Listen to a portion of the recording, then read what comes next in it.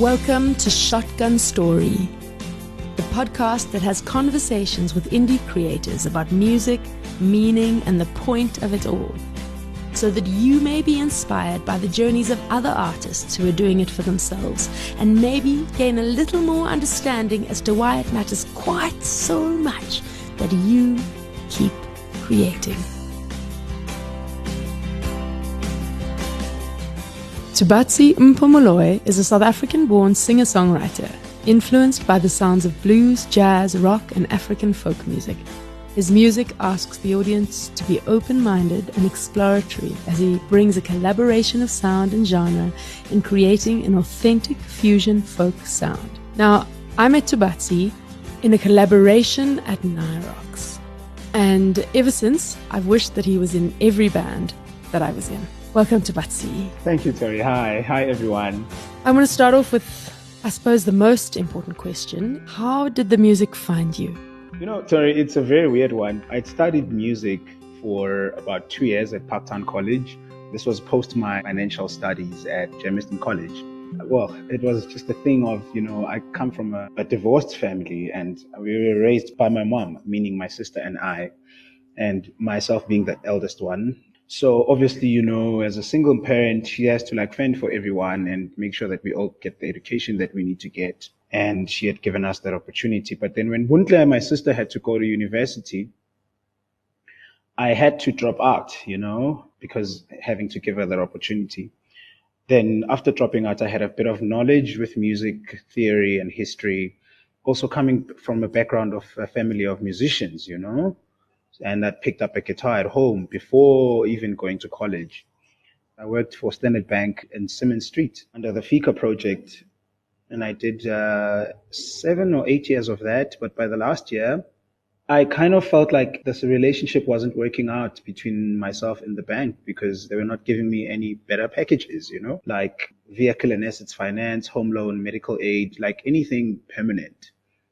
And I thought, I may just leave this division and try find employment elsewhere. I tried that. Ended up just deciding to just leave the bank and start all over again. During that, a guy found me somewhere playing guitar just under the tree with a friend, sort of heard my voice, and he gave me a CD of a cast called Umoja, a live theater type thing. Had an opportunity to join that, and then I started playing with them. And they really invited me to come play at the theater, of which I thought I was just going to sing as a singer. But then that opened up a whole lot of other things. Like I had to learn how to dance, act, sing at the same time. I had to learn a whole lot of other things because I'm used to just singing. And I joined the cast for about a year or two. I think this was in 2001 or 2002, I think. I'm just not sure. And I did that with the cast and stuff, and it didn't work out as well. I enjoyed the traveling and learning how to perform and dance and act at the same time. And, it's a different space altogether. I'm explaining the part where my musical career started becoming a part of my life, over and above just playing music at home, learning how to play guitar and stuff, but really performing over and above performing at church. And then I did the Umoja thing for the 2 years, and also that did not work. I then had a daughter, and she was growing up, and she was 2 to 3 years, but I wanted to have some stability. So I thought, no, this is not going to work. I'm not going to waste my time in it. And I left. I started working with my uncle Tulani, who has a home studio. Started working at the studio, sessioning for other musicians, learning how to use the equipment there, programming and everything. And the whole thing just started from there. Honestly, it just took off from there because I met other musicians like Abo Khafela, Omahokhodi, and Lindiwe Maxolo. I was just doing backing vocals for everyone. And then up until I met a friend of mine, Ulerato, of which we've known each other all these years before I started taking the music seriously. We met at a jam session called the His and Has Jams. I saw him playing there and I was like, wow, bro, you still carried on playing guitar after all these years. He's like, yeah, and I see you're playing great with DJs and stuff. I want to play saxophone. And then he was like, I have a flute. And a flute is almost the same fingering, positioning and stuff. I can give you a flute. You can start with a flute. By the time you can afford to get a saxophone, you can purchase a saxophone for yourself. And that led into him seeing me playing at a wedding with another musician now, 2 weeks or 3 weeks after he'd given me the flute. He was really impressed with that, and he invited me to his place to come and look into a project, which is Urban Village. I just came in just to play flute, and then he knew that I sang, but then I started writing lyrics and humming certain things to that. And then everything just took off from there till today. So exciting. Yeah. From that point of joining Urban Village, what 5 career highlights would you give listeners who don't have any idea of your music or your story? So Lerato is the spearhead and the founder of Urban Village because he created the music. The style of Urban Village is predominantly created by him and thoughts and what he really wanted to achieve, and it being a village, an urban kind of a sound. So then, as based on our conversation, it was an explanation from him to me to say, I'd like to bring in a collaboration spirit between the village, which is the rural traditional sounds that we have as Black Africans, and fuse that with the urban, which is, European styles, and using European instruments like your ordinary guitars, your flutes, mixing that with like traditional instruments like mbira from Zimbabwe, and using like all other indigenous sounds or styles of singing. Now that opened up a beautiful collaboration space because Lerato and I had spoken that we are musicians in our own spaces who have our own solo careers and own solo kind of ideas of what we want to do, but bring in a beautiful collaboration, which then led to us having the Urban Village, creating the songs, at a later stage having Kolani on drums and Smanga on bass. And that, for me, was really amazing because it had opened up a new door that I'd never even imagined beyond my thoughts, that there's an existing space where people are open-minded and looking forward to hearing things and seeing things from a different point of view, which gave an opportunity of freedom and collaboration.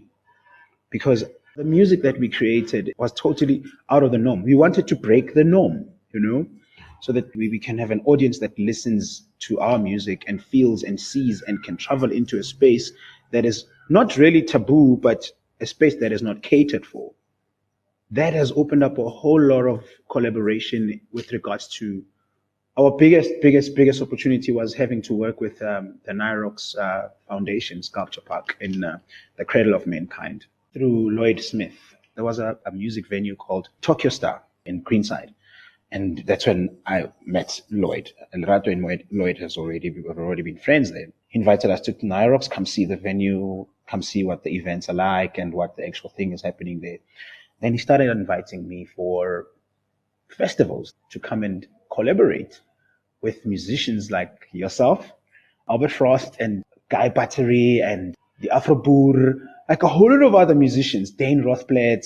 But they were on the lineup as solo artists. And he only invited me to come and session for the musicians by playing flute, which meant that I had to stay at the residency from that Friday or the Thursday, working with all these musicians, learning their songs, finding a way of fitting myself into the space, of which, remember, I'd only picked up a flute, and by then I was only playing it for just 2 months, without any training, without any proper education about how to play the flute. But I took the project because, when someone believes in you and says, I heard you, this is where I see you fitting best in this thing, and I'd like to try out something new with you.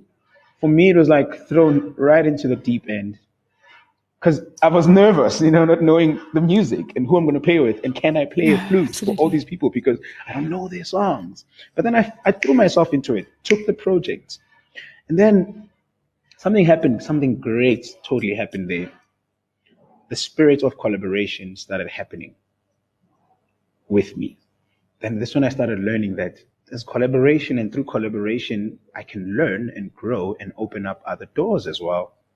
There's so much I can tell you about what that has done for me to today, because today I play a number of instruments and I keep gathering instruments. Like, people are gifting me these instruments, Now I play mbira, I play harmonicas, I play a lap steel guitar, which I really discovered at Nyrox from Richard Brains.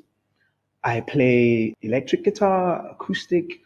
There's a new instrument that Vets has built for me now that I'm also trying out and checking it out. It's something totally out of this world, just because of that spirit of collaboration. And that's how important and amazing collaboration has been to me and still is going forward. And I have to say that being on the other side of a collaboration with you is you are a consummate professional and are able to make anything sound magic. You are so easy to collaborate with. Thank you, Tori. I try, I really try. I try to give myself the time, to learn.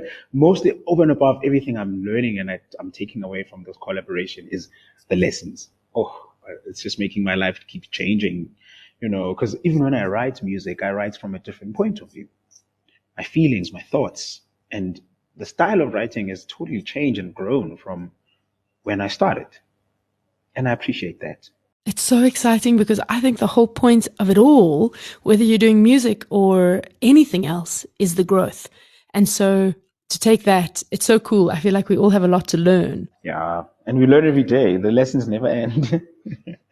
So now, your ultimate why. What drives you to create? What inspires you? I draw my inspiration from my surroundings, Tori, to tell you the truth.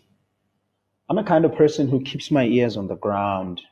I listen and I watch and I pay attention and I try to keep myself part of the overall movement within the society, knowing what I stand for, because I always like to write music that is like motivational and real, Yeah. And the stories that I want to talk about, the conversation I like to have with an audience is over and above just cool, over and above just sounds nice, over and above the rules and the regulations of music and how to play an instrument are these rules. What keeps me also creating is because I'm a kind of person who likes to break the boundaries. It's like learning or trying to break the rules, but you have to learn the rules so that when you break the rules within the rules. But it needs to be something fresh and new and different and out of a taboo. I really stand for that. Sometimes we write dark music. Sometimes we write really light music, especially with my solo career. There's a different touch to that, compared to all the other type of music I've done with Urban Village and a whole lot of other musicians that I've worked with. I'll make you an example by saying that's what keeps me creating. This one time I was cycling from my uncle's studio at night, which is in Soweto, but we all live in Soweto, but I live in a different part of Soweto, which is Mofolo. So there's like a whole lot of spaces, Mofolo, Dube, Diepkloof, and. So I was cycling from Orlando West to my house in Mofolo at 11 p.m. And I had a laptop in my bag. I had about 7,000 rands. I'd withdrawn some cash for the band. It was payment that came in through my account. And I was cycling and I had my phone. Came across a couple of guys at a T-junction intersection. They grabbed me by the bag, fell on the floor, my phone fell, and the bike. But an amazing thing happened. These guys, I think they were scared or something. They really focused on the bicycle and the phone. So they took my phone and my bicycle, but not the bag. And it shook me so much because I would have gotten into a lot of trouble with the guys and the money. Maybe they wouldn't have believed me. So this thing happened on a Tuesday night. I know those boys. I saw them. I've been seeing them around the neighborhood. I told them, I was like, I know you guys. I'm going to find you and I'm going to get my things back. On Friday, the very same week on a Friday, I got a phone call from a person that I was dating at the time. So what these guys did when they took the phone, they took it to someone to charge the phone for them. Lucky enough, that lady, when she switched the phone on, she saw a picture of me because they told her like, yo, we found this Rasta. We took his phone. We took his bike. So when she switched on the phone, she saw a picture of me and she's like, no ways, I know this guy. Then she dialed the last dial, which was my partner that I was seeing at the time, and gave her a tip off to say, yo, please tell Tubatsi he needs to go to this place and that place to go get his phone and his bicycle. He's going to find these guys. They haven't sold these things. They're just chilling there. Fast forward the story, got my things back. So it's a story, Oh, it's a brave story. The song that I sent you right now, it's called Basimanyana. It's a story about that bicycle. And Basimanyana means these little boys. who took my bicycle, who took my phone. They don't know who I am, where I come from, what kind of medicine is in my bag. They don't know if my surname is Moloi, which means witch, traditionally. They don't know what kind of spiritual space I'm in, what kind of powers I possess through my sounds, through my thoughts, through my meditation. So just to sum it up in terms of how I create and what inspires me, it's those stories, true stories that you can put into sing song. A story about a father figure, who a father figure is, and how does a father figure fit into a larger, point of view, like in a community. Who's a mother? Community. How do we build a nation? What do you say? What do you want to talk about when you're talking about building a nation? So it's mostly like stories that are happening in and around migration. People that came from the rural areas to find or seek work in Joburg back in the days, talking about where Joburg comes from and where Joburg is, or where I come from and where I am and what I'm seeing, feeling, thinking as well. So it's really inspired by that, Tori. Hearing you talk makes me feel so weepy, which is what happens when I am close to truth.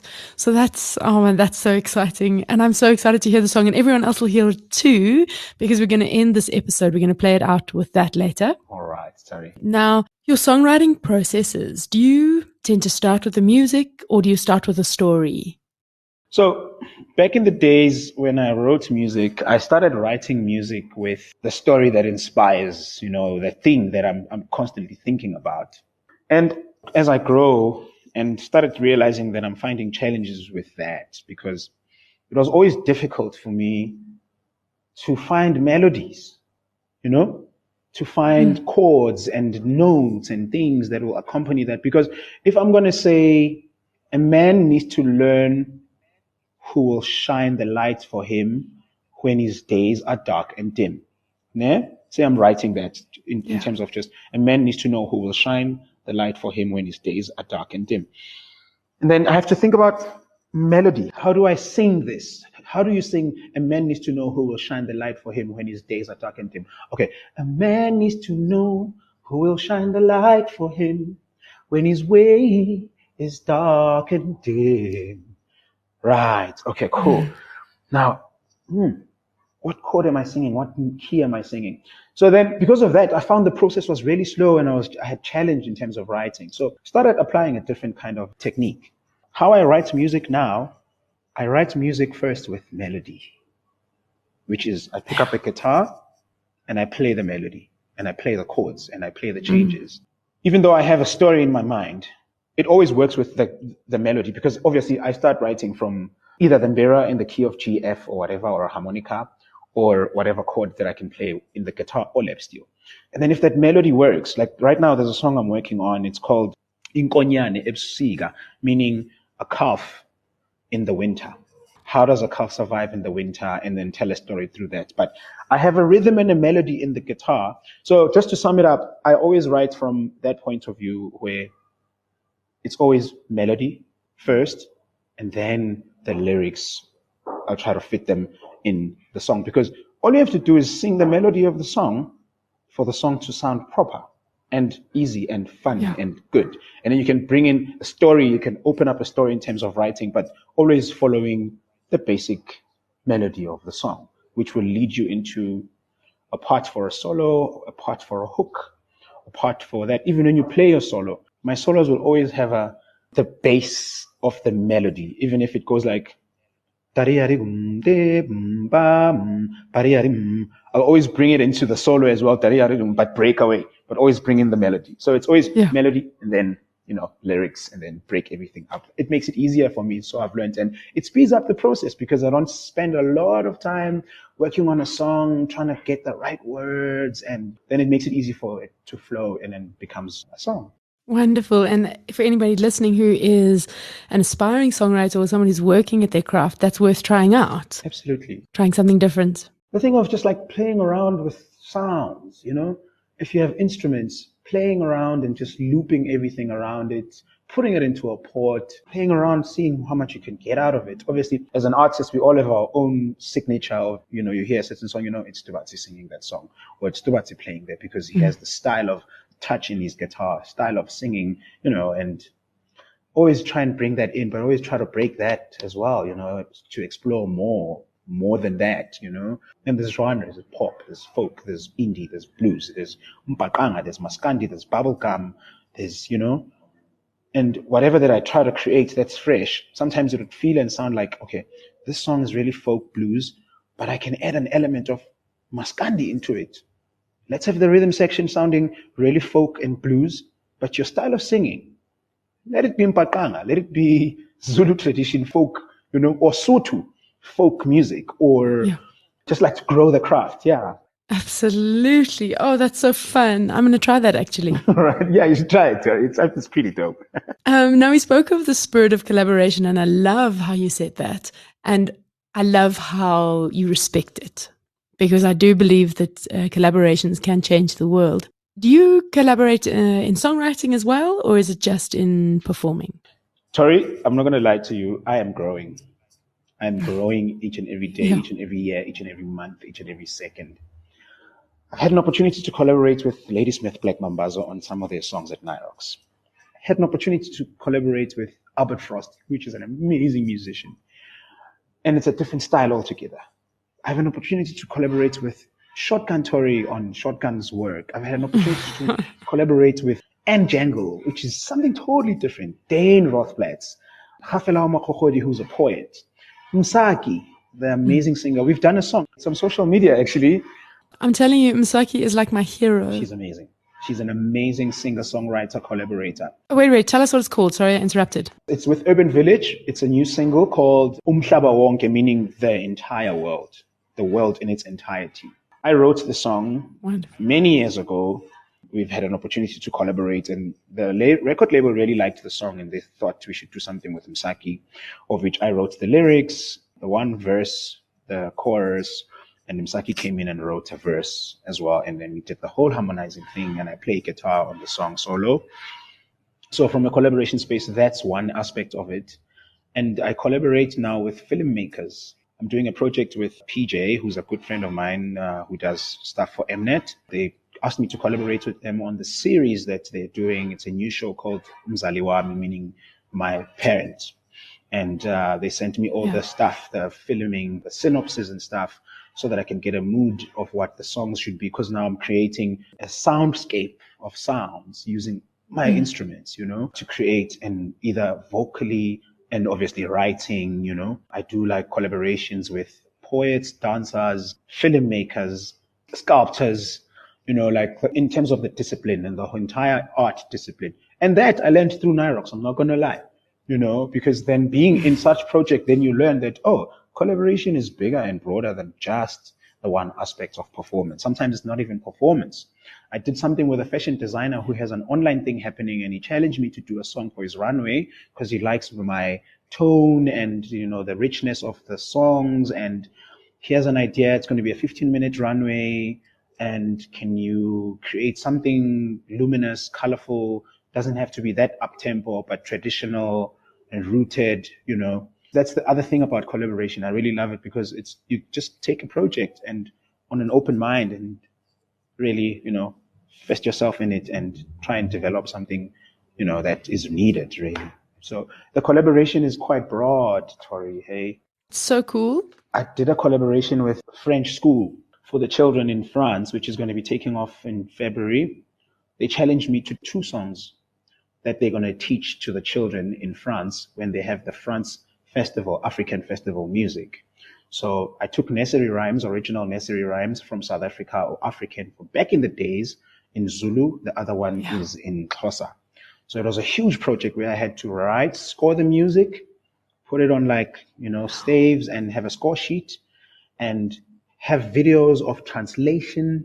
We have videos of how to pronounce this, have a video where I explain what the song is about and each and every word means this and this is how you pronounce the clicks and have the actual audio song, have the actual song without the lyrics.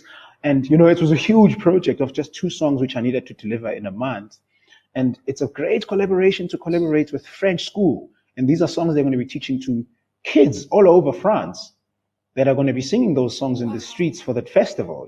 It's amazing, Tori. That's what I love. It opens up a lot and a lot to learn as well. Oh, that's so exciting. And the energy of that thing that you made, and all the little bits of yourself that you put into that big project that then goes over across the other side of the world. And then those children are going to sing what you wrote and Absolutely, what you exact, made. absolutely. And the energy builds. Oh, it's magic. It's beautiful, Tori. It's amazing. Yeah, wow, wow. Congratulations. That sounds incredible.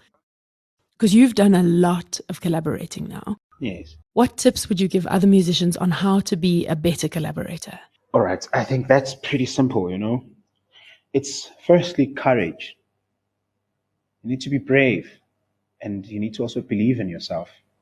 Because to tell you the truth, if someone approaches you and asks you to collaborate with them on any project, I believe that firstly it's because that person has seen and heard or understands that you are what fits best in their work. Like, I'll make an example with Albert Frost. Albert Frost is an amazing guitarist, blues. Wow, he's fire. For him to ask me to collaborate with him on a project, now we have a performance set, which is Albert and Tubatsi, which we're touring and playing all over. You know, if he gets a booking, sometimes he books that, sometimes he books Albert Trio, sometimes, you know. So it's a thing of being brave. It's a thing of being able to just throw yourself in something that you never thought you could do.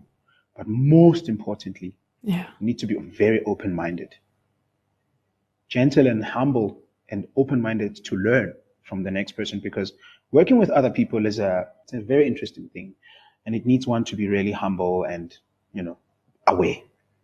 Also, it's a thing of knowing your instrument, knowing how to use your voice, knowing how to best perform your craft, you know, because what this has taught me has given me an opportunity to be like, bro, you have to practice your instruments, because sometimes you're going to meet Tori. Tori's going to ask you to play a song with her on F sharp major 7. I don't know how to play F sharp major 7. And my flute is on B flat. You don't want to always make an excuse to say, my flute is on B flat, I don't play. You need to practice, you know, learn the instrument so that it becomes easy for you to create and collaborate with other people as well. Incredible. That's great advice. How's being a dad impacted your career? Being a dad has really impacted my career in a very big way, because, you know, in the back of your mind, there's always the thought of you have to deliver. She needs to get transport money for school. She needs to get, like, you need to provide for her lunch. You need to pay fees. You need to buy books. You need to buy her clothes. You need to buy her stuff on her birthday. You need to send her Wi-Fi. You need to take care. You need to grow a child. You know, you need to provide for this person, which meant or means that I need to always find multiple ways to create multiple income over and above having to go and perform. For example, during COVID, there wasn't work, you know, even now, there isn't that much work, but you have to always find creative ways of creating things for yourself so that you can provide for yourself, for your partner, for the life that you guys want to grow, for your home. You know, for my home, there's a responsibility and there's a budget at the end of the month that I'm responsible of. Yeah. Over and above financially, you know, I'm just going to go back on having a daughter, a child. I've realized and learned that you will never know true love until you have your own. And that brings so much joy. So much joy. And having Achille as a part of my life is amazing because of the conversations and the true love that I see from her. You know, the questions that she has, her interests, they really spark something in you, and it helps. It helps me grow and write and learn and feel, you know, and also knowing that I have this responsibility of taking care of someone is pretty important, and it's making a huge impact in my musical career because therefore I take my work really seriously and I respect the people I work with.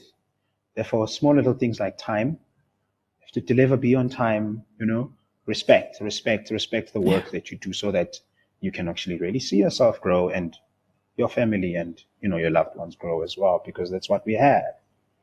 So it has made a huge impact in that way. Absolutely. That's wonderful. You mentioned briefly now the challenge of COVID. Obviously, there's not been a lot of work. But even before COVID, what do you think some of the challenges that musicians today face? In South Africa, especially it depends on which genre or which platform do you want to place yourself, you know. I mean, there's like Mapiano. I don't know if you heard of that. There's house music, there's hip hop, and then there's like us, live musicians who perform at festivals and primarily dependent on being out there and really performing, you know? Yeah. Our challenges have been pretty huge, and we still have those challenges because I feel like the musical structure and business structure of art in general, over and above music in South Africa, it's not taken really seriously by people who are in those sectors and in leadership spaces, you know, like companies that are for art and have all these budgets for art. I feel like even those departments have not taken us musicians and artists really seriously because there hasn't been really much work, especially in South Africa, and there isn't that much of a respect. It's either you're doing like commercial music or you are very talented or you have a great project or you're really lucky. You know someone, Yeah. you're like super highly lucky, or you're a hard worker. You network, lobby, try to get yourself in things, you know, or just have Hustling. you know, but then it becomes, there's a challenge always somewhere because someone will end up saying, you are not what we want for our audience, because our audience, especially in South Africa, it's for live and art. There is a community, you know, but it's not as big as a commercial community. But I've noticed as I've been traveling all over the world that, especially in Paris, you know, art is taken really seriously. Musicians and artists are taken really seriously there because you can really earn a living and it can be a full-on career. Because here in South Africa, music is a career, but because of the challenges and the hardships of it, a lot of musicians and artists are really finding themselves in a space where it has to become a secondary thing now. It's either for you to survive in this country, you need to have full-on employment or have old money that your parents have left for you to really enjoy the music. So you'll have a 9 to 5, and then you'll have the music thing, which the 9 to 5 always becomes a problem when it comes to traveling, recordings, and collaborations, because you have to travel in and around the country, you know. So it sort of limits you in a way. But I don't know. I feel like if there has to be a change that is going to be made, we, the creatives right now, we have to make the change now for our future generation. Yes. I promise you, my daughter is going to also want to be a musician. She keeps saying that right now. She just turned 11. And she says she wants to be a singer like you. Papa, I want to be a singer. I try to coach her and talk to her about, you know, but we have to create that platform for them, which is primarily like really strong in such a way that they can be comfortable at looking at it as a career, and we guide them, even though we have these challenges. But what works is that as a creative, you need to create multiple streams of income.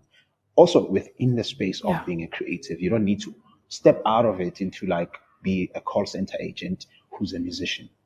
Try and find other things within the space of art, you know, where you can get an apprenticeship to learn engineering or learn how to overdub for cartoons, you know, if you're a singer or a vocalist.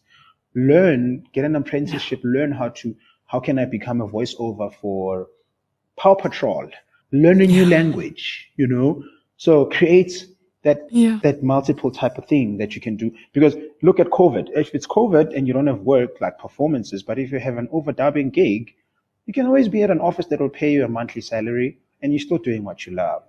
You can create music for series, for shows, for ads and things, you know. That's what I've taken and learned from COVID, Tori. Yeah. It's tough. Get creative. Yeah, it's tough though. It's very tough, but you have to network and lobby and just get out there, you know. Absolutely, especially if you were born to do this. What is the sense of doing anything else? Yeah, we all have an equal responsibility to look after one another, and how we do it is through our gifts. We share our gifts. Yes, I love, love that. There was a wonderful TED talk with Ethan Hawke on creativity. And he said the clue, and I'm paraphrasing here, he says the clue to finding out what your purpose is to follow the love.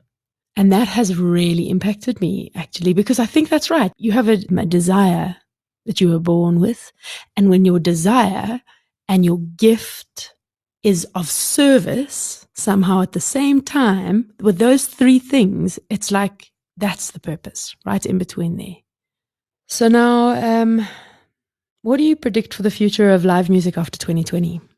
Hey, it's a tricky one, you know. After 2020, 2020, we used to say 20 plenty for everyone. And Oh, our yes, we did. president came onto the TV and he started using words like my fellow citizens, started using words like with immediate effect. And his favorite was I thank you. You know what I'm talking about. Oh, And those mm-hmm. for us has been very difficult, you know. When I looked at my calendar last year in November to March, it was a very amazing, interesting calendar. Also, financially, I would have achieved other heights that I've never achieved as a musician in the space. And I've Yeah. had so much plans. You want to buy a house, you can now buy a car, you can just like up the stakes a bit, do better things for your family. You know, we can eat better, we can live a better life. And then I think like COVID happened. I'm not sure where we're going with this COVID thing. I don't know how long it's going to last. Yes, right now we are in summer. It makes it a bit easier for us to be out there and gigging and collecting as much as we can. But by the time we get into next year's winter, we might have to go back to lockdown again because that's when the virus really gets. So I cannot really be confident in saying what the next year really looks like because it's scary because we don't know, you know. But I believe if we find a serum or an antidote or a vaccine or whatever that they would find for this virus, it would make it easier because people are so hungry to go out and watch live music or go out and participate in art exhibitions and, you know, have that social living that they've always had, you know. People haven't seen their favorite acts and bands. People haven't traveled to other spaces of the world to go and do what they really love, traveling and passionate about, you know. Given that opportunity, if we have a different thing happening, probably next year would be an even better and greater year. But my fear is the pandemic that we're going through. But I'd like to believe that genius is working at this in, you know, scholars and professors in medical spaces that are really battling and working hard to find a solution for the creator of the world, you know, because the world should not be this sad. The world Yeah. does not have to be this sad. But I there's mean, hope. so last year you guys signed a record deal with a French label, right? Was it Yes. last year? Yes, it was last year. And so did you have a whole bunch of tours to Europe that were cancelled? A whole bunch. To tell you the truth, now in December, we were supposed to go to a festival called Transmusicale in France. And it's like in a remote part of France in the mountains. And this guy, apparently the guy that does the festival is an amazing genius. Laurent, our record label owner, says he's crazy. He loves him because he doesn't book the same acts every year. He books acts from all over the world that are like, you know, something fresh and proper. And he would rebook a band if it did great, you know. But he would bring back like one act, but all the other acts are like super fresh and super new. And so we've had a lot of those. Mauritius, we had an Africa tour, you know, and we're at the right at the end of the year. And so, in other words, we haven't had a tour this year, you know, because of COVID. And there's a lot that has been canceled. Yeah. So, but we've been doing a lot of online things. Yeah. With Soda Studios. They've been so awesome to us to allow us to use the studios here in Joburg because we did, I can mention a lot of other shows that we did, but like Womax, World Music Expo, of which we were supposed to go and play at live, but we couldn't. But at least they still managed to just give us that opportunity so that they can pay for the show, pay for the studio, we can record a show and still make a bit of money out of it. So online has been another thing that has been so great, you know, during this COVID because we're finding ways of using it and how, you know, and what impact that it makes so that we still remain relevant to your audience and you can still have a conversation with your audience. Absolutely. I've got this thing that I do sound baths. I do sound baths every single Sunday. It's more meditation and it's just taking people through a journey of meditation through sounds and vibrations. Sorry, just to add, maybe I've forgotten an important question. With the record label that we've signed with, it is so awesome and amazing that they have quite a nice rollout. We've recorded a 10-track full album, which is going to come out in January with a lot of new songs. We had 4 singles that they've been rolling out since April. You know, we've been releasing a single after 2 months, single, building up to the release of the album. And they have quite a nice PR plan. They have such a great company that's plugging us in and around and all over the world, which that was going to open up a lot of tours for us. So I'm just hoping things go in a different way so that we can start touring. Because the idea is to share this message, is to share this energy that is within each and every one of us that we can share through our art and music. So given that opportunity, bless. bless. So terrific. And it's so great to hear that you're doing so much creating, even after the year that we've had. Yep, we have to, Tori, because I don't want to find myself having to go and apply at some call center company and to being a teller or I don't know. It's going to kill me. And that would be a waste of your magic. Absolutely, Tori. I'd like to end off the interview with a couple of light questions. Is there a song in the world that you wish that you had written? Yes, there's one song that I really wish that I have written in the world. For the times they are changing. I love that song by Bob Dylan. And it makes sense to also what's happening right now in our lives all over the world, you know. For times they are changing every single day, every single time, and with impacts and growths and, you know. But if there is a song, that's the song that I wish I would have written myself. Wonderful. I love that song. Do you have a wish list collaboration? Yes. Wishlist collaboration in South Africa, Matala Gunene. Also, I would have loved to collaborate with Ntate Philip Dabane, may his soul rest in peace. I'm actually working on a collaboration album next year, of which we've given an opportunity by the record label. It's going to be an amazing, simple, easy kind of collaboration where we have Clement Petit from France, who's a celloist, amazing celloist, myself on guitar and all the instruments and voice, and Msaki on guitar and all the voices. It's going to be an easy project that we're going to do. Is just go into Nyrox for a week, pre-record the first thing, and then overdubs, and then get the whole thing out there. Msaki has been one of the people that I've always wanted to collaborate with because of her understanding and her knowledge in music. I'd like to also do a collaboration, a full-on album collaboration with Albert Frost. The list is like really endless. I'd like to do one with Oumou Sangare from Senegal, I think, yes.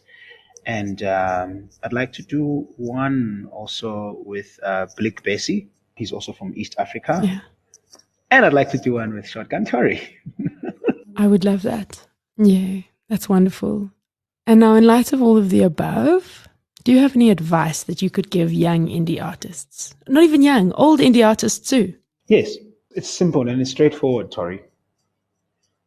As a musician, you have a vision. There's spaces and time where you want to get to in terms of your career and where we all see ourselves, you know, whether as a vocalist, an instrumentalist, or a writer, or a performer, or dancer, or especially indie musicians, you know. My advice would be work on your craft, love what you do, and be very passionate about it, but be gentle with yourself, be gentle with the music, have respect for the sounds and the vibrations that are happening in and around your head, outside, with your fingers and your instrument and the love and what you write. But mostly, great works are performed not only by strength, but perseverance as well. So we should persevere as well and put in all the energy, but believe and keep on doing it and never look back, never stop. Break the barriers. I love it. Do you have some social media links? Yes, I'd really appreciate that.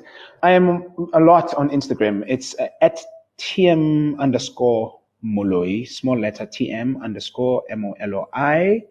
And then on Facebook, it's Tubatsi, TUBATSI, Mpho, MPHO, Moloi, MOLOI. So it's Tubatsi Mpho Moloi on Facebook, and it's TM_ on Instagram, and Urban Village Music on Instagram, and Urban Village Music on Facebook. And we've got music on SoundCloud, got music on iTunes, and you can just type in Tubatsi Mpho Moloi, you'll find some stuff. You can just type in Urban Village Music, you'll find a lot of, even on, YouTube, that we've got nice videos that we've put up, and this little baby is still growing. My solo project yet, I haven't laced it down and put it out there because I've been working very hard with Urban Village to get everything across.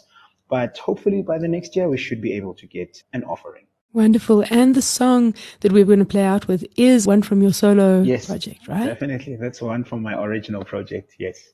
It's one of my favorites. Amazing. I play guitar on that one and I sing. I wrote everything in that. And on this one that I sent you, I was playing with Jason Hinch on drums and Jaco Mans on bass. It's a trio kind of thing.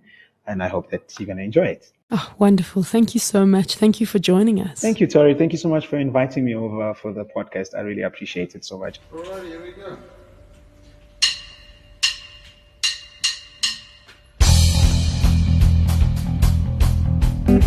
If you are an indie artist whose passion for what you do can inspire or fuel others, get in touch. I'd love to chat. You can find me on Instagram at shotguntory. You've been listening to another production from Solid Gold Podcasts.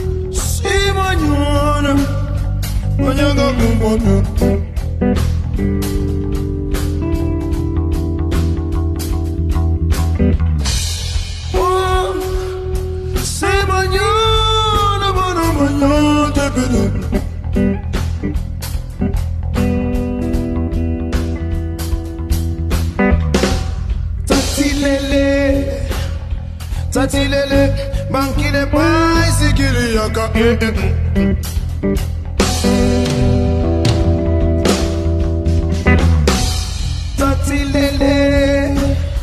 Tatilele, banki de fana yaka.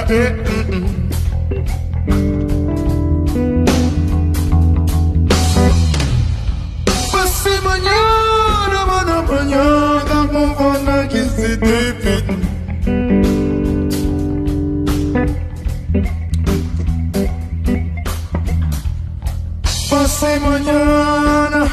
Pase mañana, nene, partir, nene.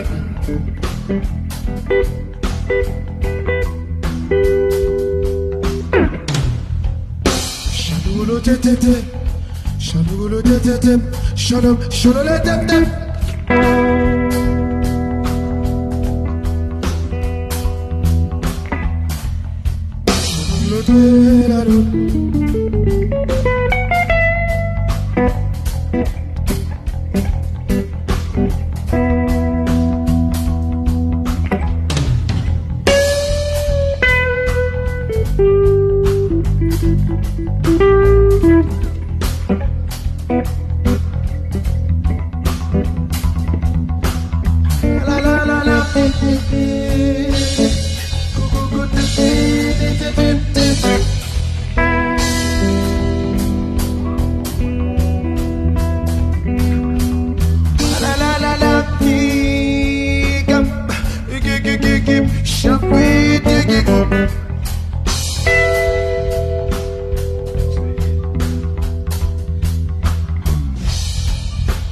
Mañana